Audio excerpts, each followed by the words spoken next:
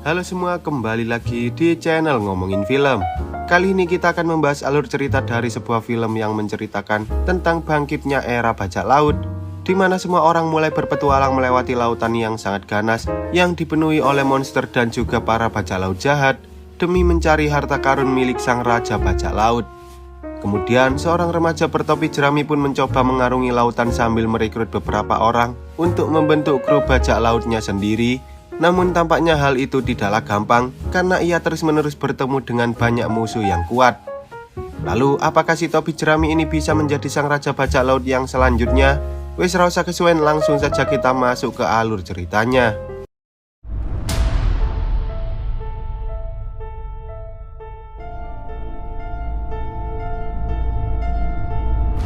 Di dalam dunia yang terbagi antara lautan dan daratan ini, pada umumnya manusia akan memilih hidup di daratan karena di sana mereka bisa melakukan banyak hal seperti bercocok tanam dan juga berternak. Tetapi meski begitu, tak sedikit orang yang memilih untuk hidup di tengah lautan, bahkan beberapa di antara mereka memilih untuk menjadi bajak laut demi bisa berpetualang sambil mencari harta karun yang tersimpan di lautan.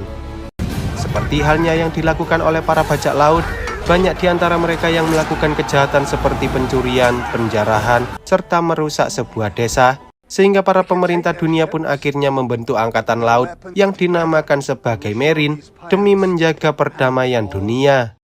Suatu hari, tepatnya 22 tahun yang lalu di sebuah kota bernama Lockwoodton, seorang pria yang disebut-sebut sebagai raja bajak laut bernama Goldie Roger akhirnya berhasil ditangkap oleh para angkatan laut, dan ia pun dijatuhi hukuman mati atas perbuatannya yang melawan sistem pemerintahan dunia.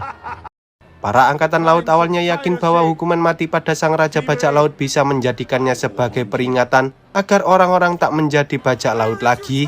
Namun tanpa disadari, sebelum ia dihukum mati, Goldie Roger justru mengatakan bahwa ia telah menyimpan seluruh hartanya yang tak ternilai di suatu tempat, sehingga ia pun menyuruh para bajak laut untuk berpetualang mengarungi lautan demi mencari harta tersebut yang ia sebut sebagai One Piece.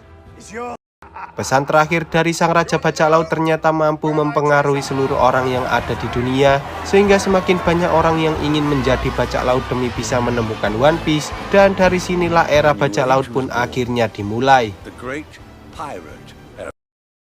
Scene kemudian beralih ke masa kini ketika seorang remaja bertopi jerami bernama Monkey D. Luffy mencoba berpetualang melewati lautan East Blue demi mencari harta karun One Piece. Tetapi sayangnya baru hari pertama ia berpetualang, kapal kecilnya justru mengalami kebocoran sehingga mau tak mau, Luffy pun terpaksa harus masuk ke dalam salah satu tong karena ia sebenarnya tak bisa berenang. Di sisi lain, terlihat sebuah kapal bajak laut berwarna pink yang dipimpin oleh seorang perempuan dengan julukan Alvida si Gada Besi sedang berperang melawan bajak laut lain, dan tampaknya bajak laut Alvida mampu memenangkan pertempuran itu dengan sangat mudah. Setelah berhasil menangkap para awak kapal musuh, Alvida pun bertanya di mana keberadaan seorang pria bernama Roronoa Zoro yang sering disebut sebagai sang pemburu bajak laut, karena ia menganggap bahwa dirinya merupakan bajak laut terkuat di East Blue, sehingga Zoro pasti sedang mengincar dirinya. Namun salah satu awak justru mengatakan bahwa Alvida sebenarnya tak ada di dalam daftar buruan milik Zoro, yang mana hal itu membuat Alvida menjadi sangat marah dan pada akhirnya ia langsung membunuh mereka semua. Malamnya, saat seorang pria culun bernama Kobe sedang membersihkan senjata milik Alvida, betapa terkejut dirinya ketika Luffy tiba-tiba muncul dari dalam tong, sehingga Luffy pun berusaha menenangkannya dengan mengatakan bahwa ia bukanlah orang jahat. Di sana, Luffy juga mengatakan bahwa dirinya merupakan seorang bajak laut, tetapi Kobe justru tak mempercayai hal itu, karena sejauh ini bajak laut yang ia tahu selalu bersikap keji dan sangat menyeramkan, layaknya seorang penjahat. Mendengar hal itu, Luffy pun menceritakan bahwa salah satu temannya yang merupakan seorang bajak laut berambut merah bernama Shanks bukanlah orang jahat. Bahkan ia selalu bersikap baik pada semua orang, termasuk Luffy sendiri. Luffy kemudian mengajak Kobe untuk ikut bersamanya, namun tanpa disadari, ia malah tak sengaja memukul sebuah lonceng hingga membuat Alvida beserta seluruh awak kapalnya terbangun. Di sana, Alvida mengatakan bahwa dirinya merupakan bajak laut terkuat, tetapi Luffy justru mengejeknya dengan sebutan bajak laut jelek, yang mana hal itu membuat Alvida sangat marah dan langsung menyerang Luffy. Meski begitu, Luffy ternyata jauh lebih kuat dari yang Alvida bayangkan karena Luffy memiliki kekuatan aneh yang bisa membuat tubuhnya menjadi seperti karet. Dan dengan menggunakan kekuatan tersebut, Luffy pun mampu mengalahkan Alvida hanya dalam satu pukulan saja. Scene kemudian beralih ke Pulau Sixis di mana di sana terlihat seorang pria berambut mohak bernama Mr. Seven yang mencoba mengajak seorang pendekar pedang yang tak lain adalah Zoro untuk ikut bergabung dengan sebuah organisasi bernama Baroque Works. Sayangnya Zoro justru menolak ajakan tersebut sehingga si Mr. Seven pun langsung menantang Zoro untuk berduel melawan dirinya.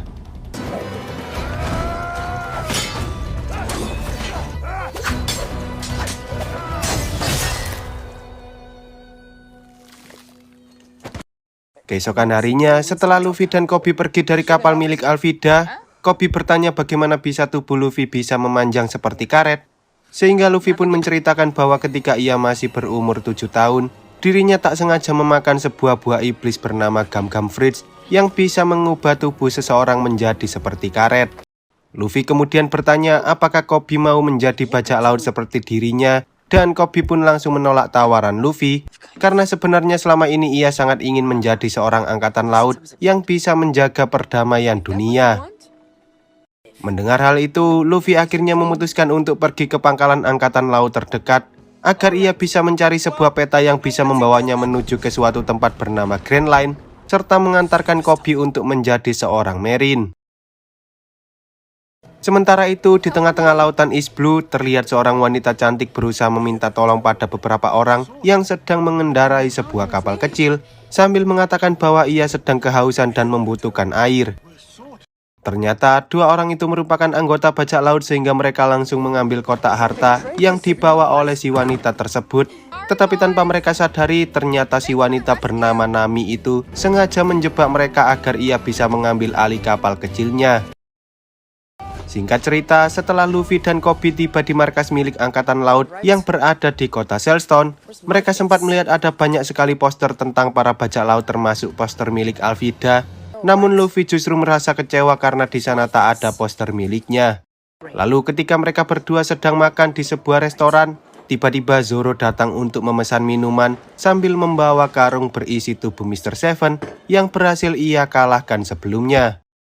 Selain Zoro, ternyata di sana juga sudah ada Nami yang sedang digoda oleh seorang marine tampan. Namun entah mengapa Nami justru memilih untuk mendekati seorang marine lain yang cukup kikuk. Kemudian saat seorang gadis kecil mencoba menawarkan Zoro makanan, tanpa disadari ia justru tak sengaja menabrak seorang pria yang langsung menginjak makanan itu. Sehingga Zoro pun mencoba memakan makanan itu sambil menyuruh si pria itu untuk meminta maaf. Merasa kesal, si pria berambut panjang itu pun menantang Zoro untuk berduel, yang mana hal itu membuat Zoro tak punya pilihan lain selain mengalahkan si pria berambut panjang beserta para angkatan laut yang mengikutinya. Pria itu lalu mengatakan bahwa ia merupakan anak dari kapten angkatan laut bernama Kapten Morgan yang memimpin seluruh markas tersebut. Sehingga Zoro pun mencoba menghampiri Kapten Morgan agar ia bisa menukarkan tubuh Mr. Seven dengan uang imbalan sesuai harga buronannya. Di sana, Kapten Morgan mengatakan bahwa ia akan memberikan uang tersebut, tetapi karena Zoro sempat menyerang putranya yang merupakan angkatan laut, ia pun ingin memberikan hukuman pada Zoro terlebih dahulu, yaitu ia harus dijemur selama 7 hari tanpa makanan dan juga minuman. Meski begitu, Kapten Morgan juga memberikan tawaran yang jauh lebih menarik, yaitu ia ingin merekrut Zoro sebagai anak buahnya. Namun sayangnya Zoro menolak tawaran itu mentah-mentah dan ia lebih memilih untuk dijemur selama 7 hari.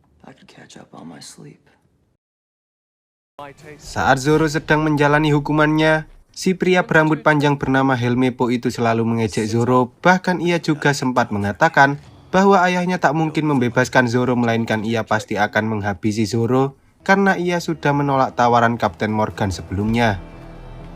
Lalu ketika Helmeppo dan para angkatan laut pergi dari sana, Luffy diam-diam mencoba menghampiri Zoro sambil mengatakan bahwa ia ingin Zoro bergabung dengan kru bajak lautnya karena ia terkesan dengan kemampuan bertarung yang dimiliki oleh Zoro. Di sana Zoro mencoba menegaskan bahwa dirinya merupakan seorang pemburu bajak laut, namun Luffy justru bertanya mengapa Zoro hanya menjadi seorang pemburu, padahal ia bisa menjadi lebih hebat lagi dengan kemampuan yang dimilikinya.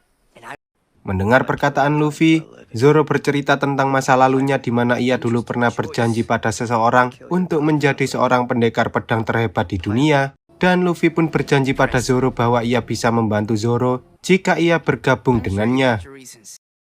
Setelah membebaskan Zoro, Luffy segera menyusup ke dalam markas angkatan laut lagi, sementara Zoro mencoba mengambil pedang miliknya yang sebelumnya sempat dibawa oleh si Helmeppo. Di sisi lain, ketika Luffy mencoba mencari peta menuju Grand Line, ia tak sengaja bertemu dengan Nami yang ternyata memiliki tujuan yang sama seperti Luffy, yaitu mencari peta yang bisa membawa mereka menuju ke Grand Line. Lalu ketika mereka berdua hendak menyusup ke dalam ruangan Kapten Morgan, tiba-tiba Kapten Morgan muncul tepat di hadapan mereka, dan untungnya Nami berhasil mengelabui Kapten Morgan dengan mengatakan bahwa ia sedang membawa Luffy sebagai tahanan. Setelah Kapten Morgan pergi, mereka berdua pun langsung masuk ke dalam ruangan untuk mengambil peta yang ada di dalam lemari penyimpanan, tetapi belum sempat mereka berhasil membuka lemari tersebut, ternyata Morgan sadar bahwa ia telah dibohongi dan ia pun langsung mendobrak pintunya untuk menangkap Luffy dan Nami. Melihat hal itu, Luffy pun mencoba menarik lemari besinya hingga akhirnya mereka berdua tak sengaja terpental keluar. Dan karena para angkatan laut berusaha menangkap mereka, mereka pun terpaksa harus bertarung terlebih dahulu. Awalnya Zoro berencana pergi meninggalkan Luffy, namun karena Luffy sebelumnya telah menolong dirinya, Zoro pun memutuskan untuk membantu Luffy dan Nami dalam melawan para angkatan laut. Setelah melihat bahwa anak buahnya berhasil dikalahkan oleh Luffy dan yang lain, Kapten Morgan yang sudah tak bisa menahan amarahnya pun mencoba bertarung melawan Luffy dan Zoro, dan tampaknya kekuatan Kapten Morgan jauh lebih besar daripada angkatan laut lain.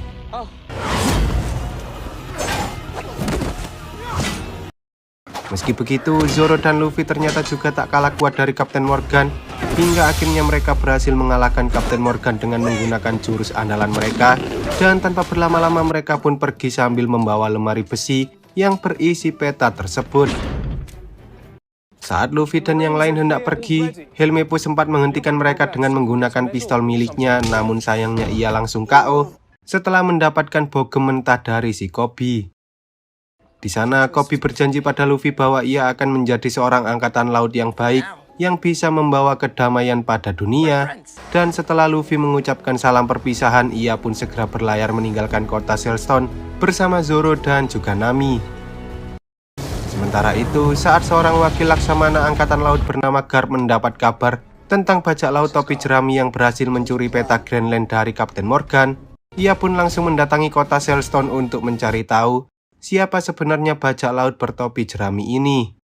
Kapten Morgan kemudian menceritakan bagaimana bajak laut topi jerami ini berhasil mencuri peta miliknya, namun sepertinya Kapten Morgan sengaja berbohong dengan mengatakan bahwa para bajak laut itu kabur setelah melihat dirinya, padahal sebenarnya ia telah dikalahkan oleh Luffy dan yang lain. Kapten Morgan bahkan sempat mengatakan bahwa putranya hampir menangkap para bajak laut tersebut, tetapi entah mengapa Garp justru tertarik pada Koby yang saat itu sedang berpura-pura menjadi seorang angkatan laut dengan mengatakan bahwa ia merupakan seorang rekrutan baru. Singkat cerita, saat Garp menyuruh Koby untuk menemuinya, Garp menyuruh Koby untuk berkata secara jujur, karena Garp ternyata tahu bahwa Koby bukanlah seorang angkatan laut, dan ia juga sempat berkomplotan dengan para bajak laut.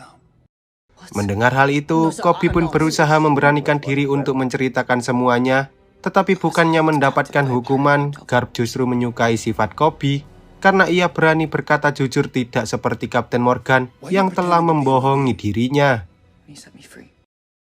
Sejak saat itu, Garp pun menghukum Kapten Morgan karena ia telah melakukan tindakan korupsi dengan memanfaatkan jabatannya, dan tak hanya itu, ia juga merekrut Koby dan Helmeppo ke dalam armadanya untuk melakukan pengejaran terhadap bajak laut topi jerami.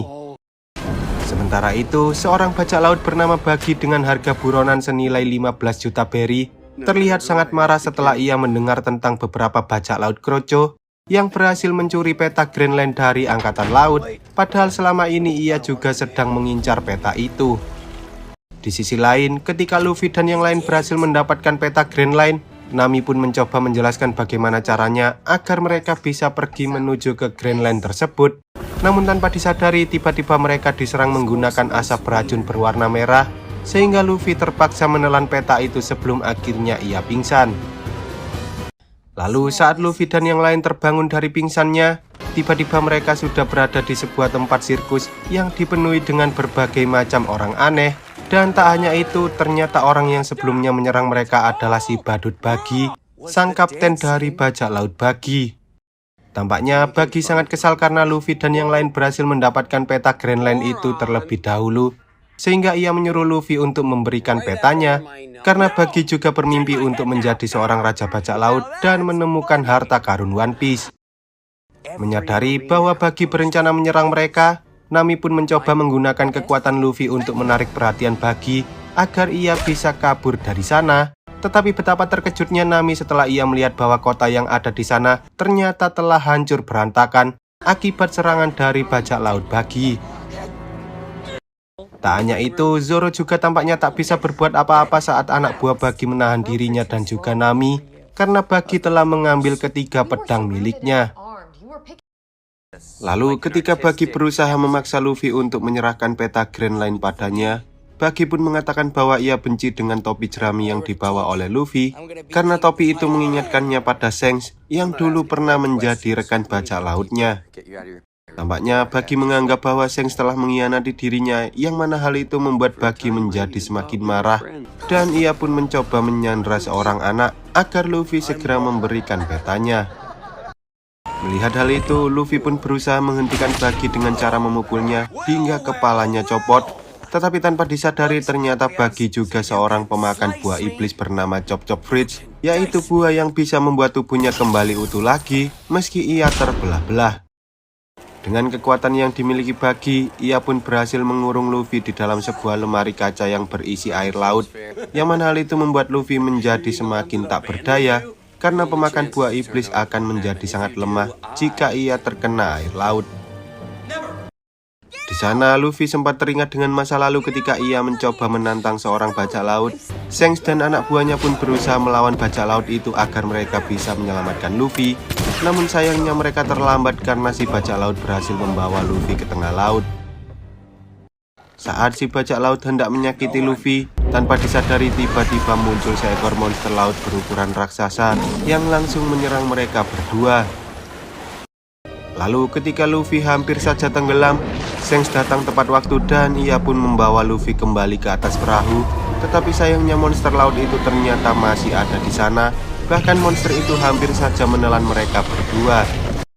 Shanks kemudian menatap ke arah mata monster laut tersebut sambil menyuruhnya untuk segera pergi dari sana. Dan tanpa disadari ternyata perkataan Shanks justru membuat monster itu merasa ketakutan dan lari terbirit-birit.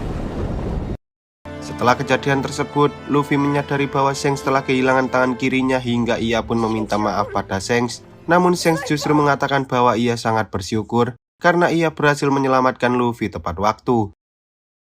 Di sisi lain, saat salah satu anak buah Buggy lengah, Nami diam-diam mencoba untuk melepaskan dirinya sendiri dan pada akhirnya ia pun berhasil mengalahkan anak buah Buggy serta membebaskan ikatan milik Zoro. Selain itu, Nami juga berhasil membebaskan Luffy dari lemari kaca dengan menggunakan tongkat miliknya. Tetapi sayangnya Buggy justru berhasil mendapatkan petanya, sehingga mereka pun tak punya pilihan lain selain melawan Buggy untuk mendapatkan petanya kembali.